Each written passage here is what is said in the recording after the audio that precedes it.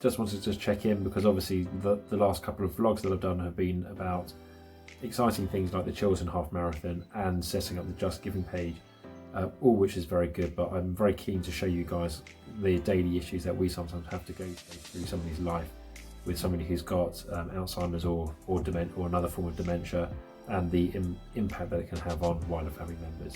It's just a case of finding the time to do it. Work has been flat out busy.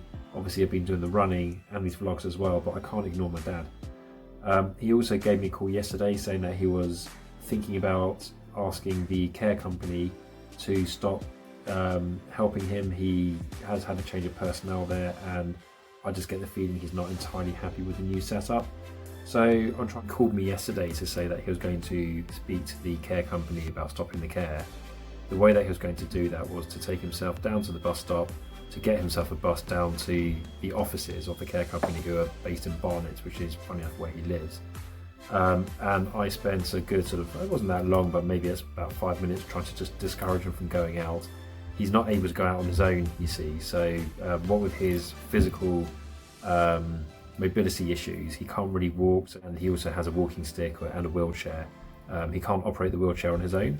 He needs somebody to push him, and we, because he's got dementia, we've been concerned, or we decided not to get a wheelchair where it has the motor functions, in fear of the fact that he will either get confused with using it or might just end up getting lost. So a lot of the steps that you have to take when looking after somebody with dementia is a lot about risk mitigation. So we have deliberately chose to get a push wheelchair. Obviously that therefore means that somebody has to be with him.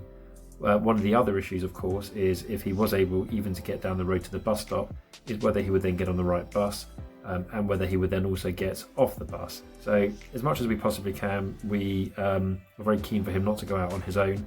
That therefore means that with the 4 hours care that he has in the morning and the 1 hour in the evening, he has a very, very short amount of time during the day, doesn't have the flexibility that most normal people have to kind of go out as and when they please. What with his car being taken away from him, which I mentioned previously, but that was something which he's now got used to, together with now being completely dependent on somebody to take him around, it has significantly affected his independence. And now and again, when you get a call from him saying that he wants to go out on his own, I don't want to say to him, you can't do that or you mustn't do that. But at the same time, I have to try to find a way of discouraging him from going out unless there is somebody there with him. There have been incidents in the past where he has managed to get to the bus stop. Thankfully, the carers are proactive, and they realise, or they might have just by good fortune and luck happened to have been in the area. So part of what we've also done is that we've got a tracker on his mobile phone, and also we've got a separate tracker on his keys, on his key ring. Obviously all of that still depends on him remembering to take out his phone and or his keys, and there have been some circumstances where he's left one or the other behind, but thankfully neither both.